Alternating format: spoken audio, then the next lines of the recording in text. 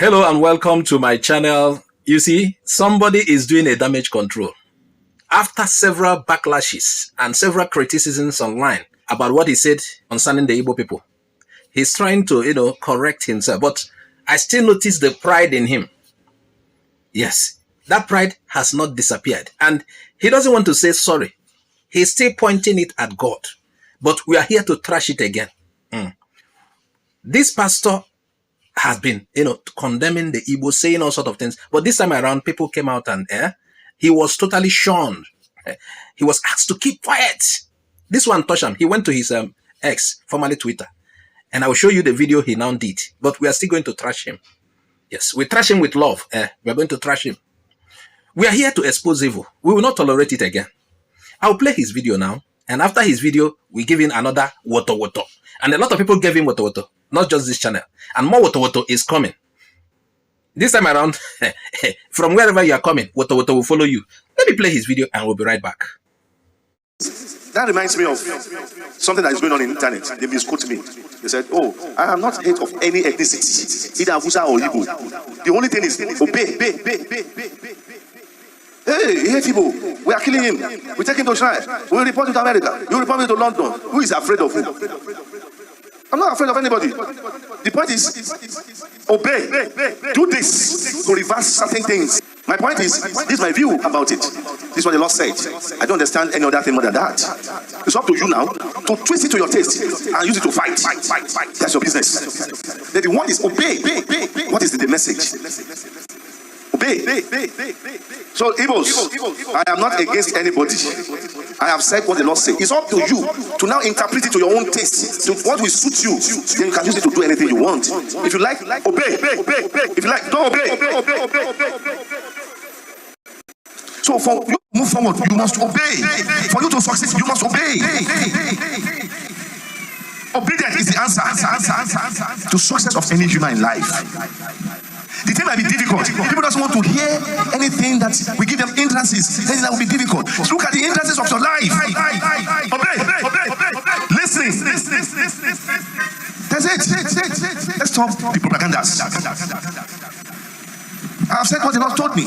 Is that up to you to listen or not to listen? It's for you to interpret it to your taste. My interpretation is different from your own interpretation. Everybody with his own view. That's your personal opinion.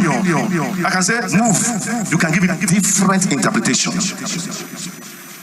I appreciate your embarrassment. I appreciate everything you have said. Thank you very much. But the word is, go and obey the message.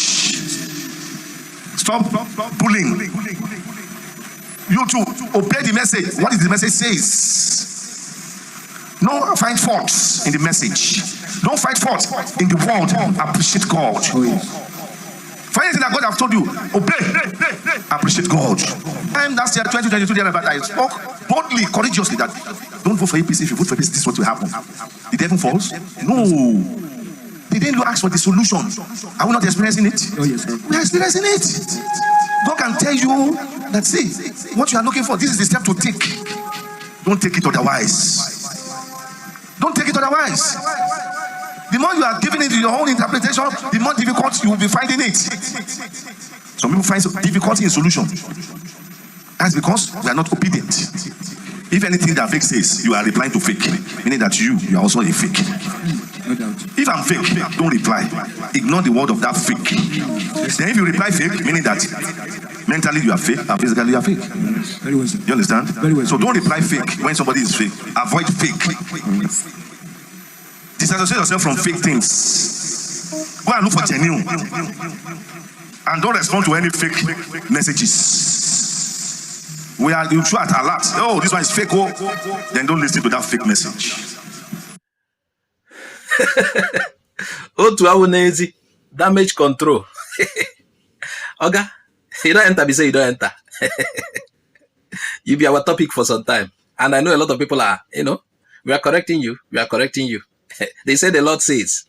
The Lord told you to, be cursing a particular ethnicity every time. Instead of reading Bible, doing, what is done in the church, you face one ethnicity. The Lord will always point, oh, that particular ethnicity, only them. Only them. The Lord does not show you anything, only that ethnicity. Hey, anyway, like I said in the other video, now people know the church where they won't go. Me, I know where I will enter. I can't enter any place. A lot of people are becoming pastors, even native doctors. They go register for CAC. CAC doesn't monitor what happens because CAC cannot monitor. They say this is spiritual things between you and God. Everybody does anything. Let me tell you, the Igbo nation is already alarmed. Yes, we are alarmed. It is not today that this guy, this Baba, Baba, started speaking hatred against Igbo people from his pulpit. You know, this time around, the backlash too much. It be like say, if nobody is trying to correct you, you'll be going higher. But he hit his limit now. When you hit the wall, you come back. He'll be shocked, and that is what happened to him. Look at the explanation he's giving. Let me tell you, people who are watching, what this guy is doing is not repentance. For me, I don't see it as repentance. He has not repented. That pride is still there. It is refusing to leave him. That pride still there, It is not humility. He said, I'm not cursing you. Wait for him. Like somebody said in the comment, he said, election is closer. They are brought in to do his work again, and that is what he's doing. He's trying to, suddenly humble, but the thing refuses because the main thing is showing up. He's trying to defend himself, but he's still, spreading more venom from the pulpit. He said, we are desperate. We are desperate for P2B. Indirectly, it appears P2B won that election. It appears. But it was snatched from him. But P2B did not fight, yet he said Igbos are desperate. P2B did not resort to violence or P2B supporters, though P2B supporters are not only Igbo. P2B acted lawfully, with dignity. He said we are desperate. But desperation is not our method. Integrity is. If we are desperate, we know how to. Oh God, I'm going to coach you for your Bible. If you know one line, I'll coach you through your Bible. A soft answer turns away wrath, but harsh words stirs up anger. You are not yet humble, and that is why more trashes will come. Today, we will look at this, your response, and we will speak the truth. Mind what you say, because we always, we are trying to summarize what you say again, so that you say again, so that you become a topic. Since you have made us your topic, okay, we are going to make you our topic for some time. Expository. We'll be exposing the evils. We're going to look at your defense statements now. Here, we don't only do ifo nyonyo, we teach. Let us summarize his response after backlash. Number one, he says he is not against anybody, not the Igbos, yet he continues to speak venom. He tells the people to obey. Obey what, Tokwano? He did not give any clear instruction. He's calling his critics fake if they respond. He is refusing to take responsibility for the rubbish he spewed. Now, he cites past political prophecy to show he is right while ignoring the harm his words caused. He told APC. Who is APC? APC is an ethnicity. Yeah? If you attack a political party, people will not so much come at you. But you attack people, race, individual. Political party, every Nigerian can belong to every political party. When you attack an ethnicity, that is when people will come this hard. And that is what happened. You said APC did that. What it concern me? Now, I want you to notice the pattern he's using. Here they're like a lab. We go put you inside our onyokomita, your shag. Notice the pattern he's using. He defends himself, but he does not repent. He's not repenting. So his response is actually more dangerous than the former venom he has spewed. Now here it is his tactics. He's being deflective, he's manipulative. Look closely at his tactics in this so-called explanation.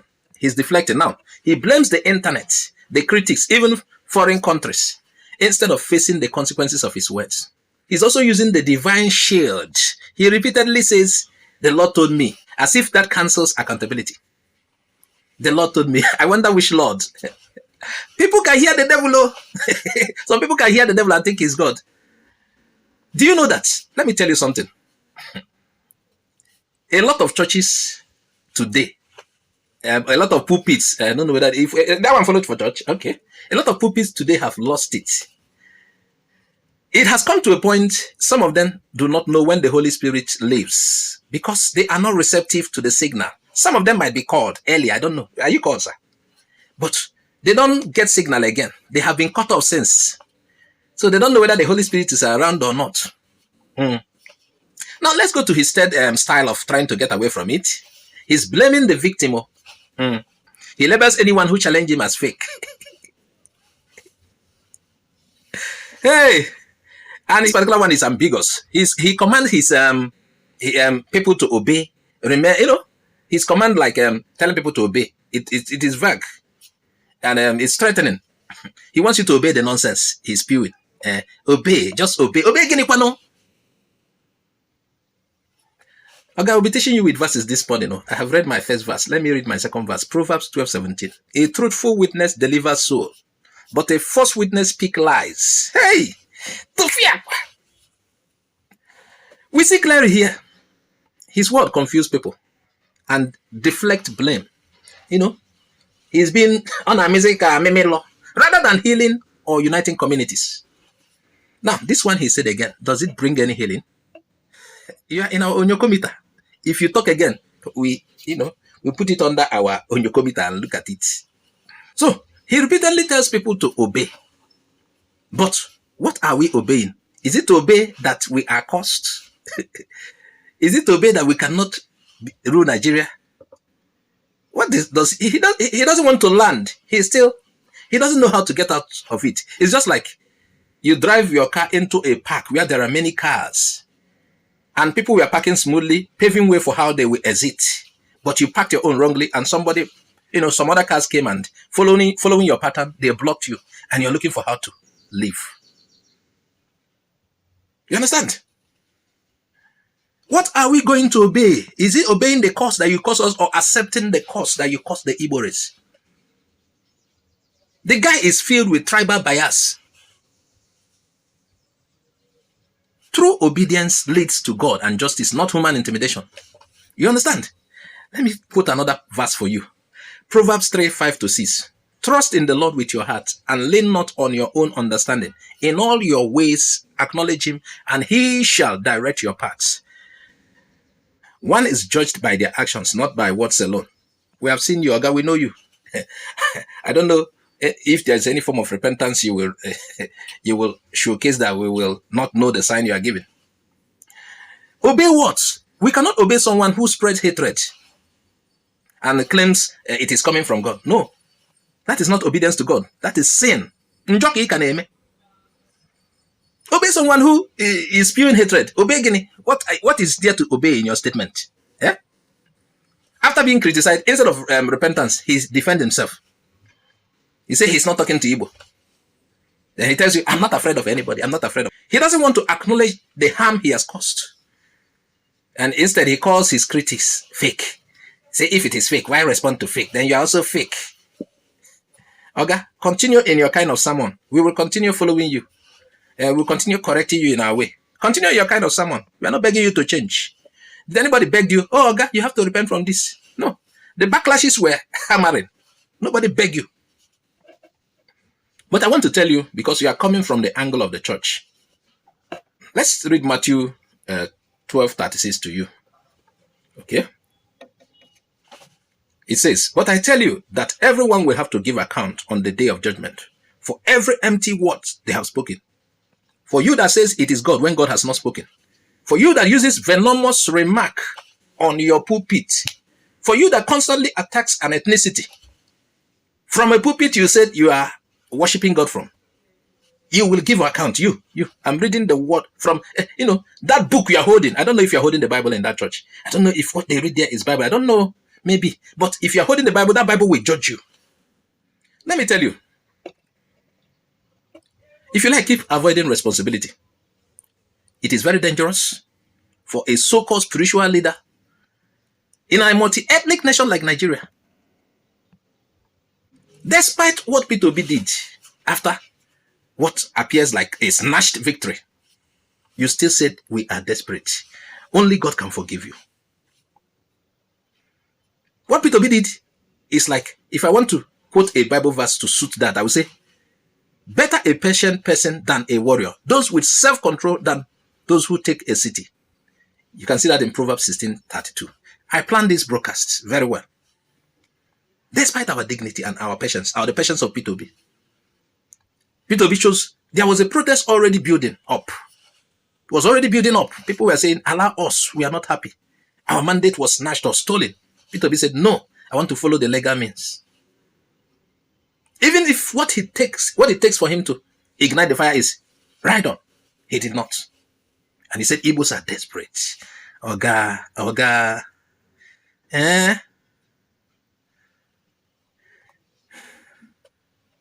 That is a false accusation.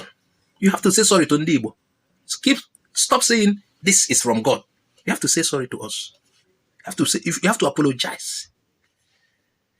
Now, let me tell you about how you will repent. Though, I don't know how many people are listening to your repentance, but if you want to truly repent, let me give you, perhaps you have lost it totally. I don't know. Is that pulpit of God? I don't know. But let me give you an idea. Now, if you want to truly repent, here is a clear way to apologize. You say, I spoke wrongly about Igbo. I apologize. Igbo is a big race. It's not one person. It requires you to kneel down. And you have to withdraw all those harmful statements you made against Igbo. And a true repentance, in this case, you have to show acceptance of accountability. And I don't know whether Igbos have been trusting you anyway. But if they want to trust you, concrete action.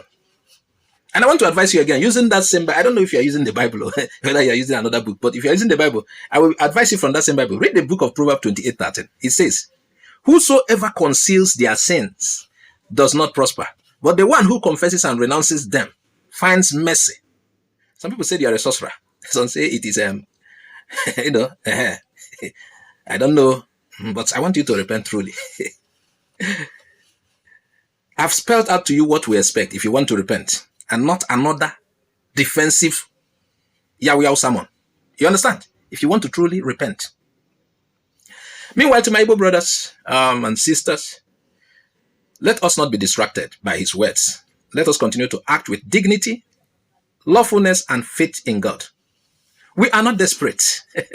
We are not reckless. We are peaceful, and we are patient, and we are disciplined. You see, I planned this package so much. I'll read another verse. Micah chapter 6 verse 8. It said, he has shown you, O mortal, what is good. And what does the Lord require of you?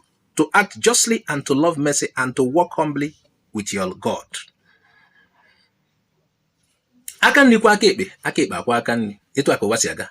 One hand washes the other. Let us continue to uphold truth, unity, and justice. Let his words fall on those who misuse the pulpit.